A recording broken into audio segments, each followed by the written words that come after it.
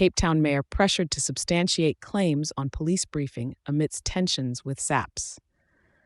The political landscape in Cape Town is tinged with controversy, following a challenge issued by Western Cape Police Commissioner Thembisile Patekile to Mayor Geordin Hill-Lewis. The challenge emerges from Hill-Lewis' assertion that he was briefed by the South African Police Service, SAPS, regarding the recent raids on the offices of MMCs J.P. Smith and Xanthia Limburg. The raids, which took place 2 weeks ago, are part of an ongoing investigation into allegations of tender fraud. Hill-Lewis' assertion was in response to calls from various political groups demanding the removal of Smith and Limburg. However, Hill-Lewis claimed that during the briefing, SAPS investigators provided no incriminating evidence against the MMCs that would justify their suspension.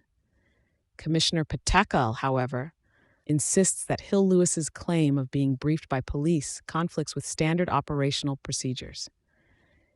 In a firm response, Patekile underscored that details of an active investigation are confidential and not typically shared outside of official charges being laid.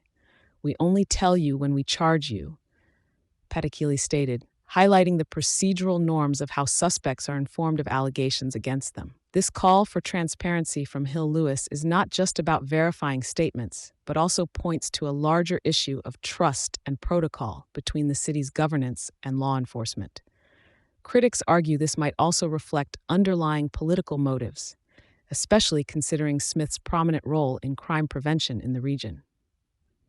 There's a growing discourse on whether the SAPS's actions are driven by legal necessity or if they are politically charged attempts to destabilize prevailing governance structures. Amidst these tensions, there are calls from certain factions within the Western Cape for greater police oversight and accountability to regional government rather than national. Advocates for this shift argue that the local government has demonstrated efficient and relatively corruption-free administration. This unfolding scenario raises fundamental questions about the balance of power and the integrity of government institutions in managing internal accountability and the rule of law. As this political drama continues to unfold, all eyes will be on Mayor Hill-Lewis to see if he can provide the necessary evidence to substantiate his claims, potentially setting a new precedent for transparency and interdepartmental communication in South African politics. Thank you for choosing Satori News.